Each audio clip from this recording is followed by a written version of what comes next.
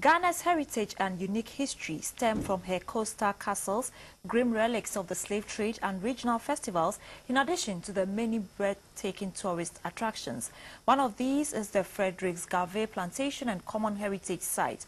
Although relatively unknown, Fredericks Garvey Plantation and Common Site has artifacts that would interest any archaeologist.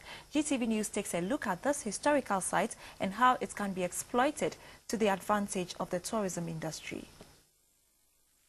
Fredericks Garvey Plantation and Common Heritage Site covers a chapter in Ghana and Denmark's common past and cultural heritage. Situated on a hill at Sesame in Abokobi in the Greater Accra region, it has a museum filled with exhibits from the 19th century. In 2006, archaeologists from the University of Ghana and the National Museum of Denmark, together with a large group of people from the village of Sesame, excavated the buildings of Fredericks Garvey to restore the Museum of Slavery. The plantation settlement consists of a main building with two annexed and a small village. One interesting thing about the main building is that one could see as far as Jamestown from the top of the building. The main building and the small annex have been reconstructed using materials similar to the original. In 2004, the foundation walls of the big annex were strengthened. This wall has been left in its original state. It is therefore possible to see how in 1831 the walls were constructed of stones and iron-rich clay. These are real remains of artifacts from the 19th century, such as clay pipes. Bees featured as constant and regular items of body adornment among the Fredericks Garvey slaves. These firearms were probably used by the slaves on the plantation. These are two worn-out farming implements made of iron. The most common items indicating part of the building practices were spikes, nails, locks and two door hinges made of iron. Other items of metal works included 4 buttons, 3 finger rings and a buckle for a shoe. The European tableware include deep and shallow bowls and plates, drinking jugs and mugs, chamber pots and stoneware bottles.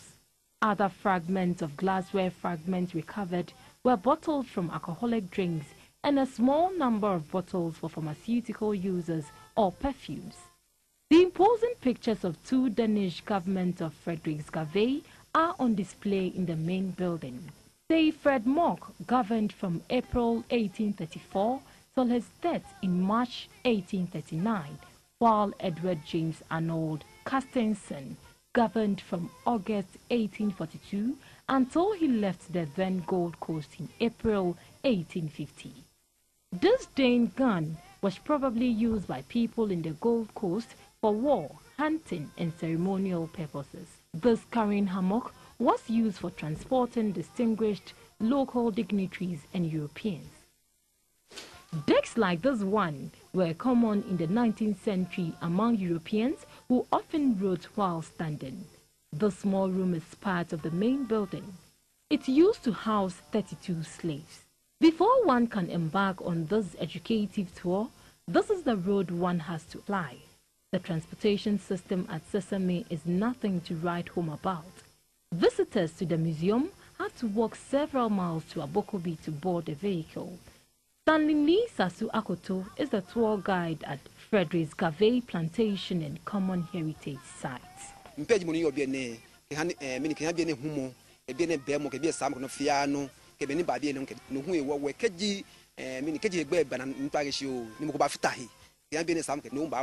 The chief of Sesame, Ni Anum Akote Momli, appealed to the appropriate authorities to come to their aid.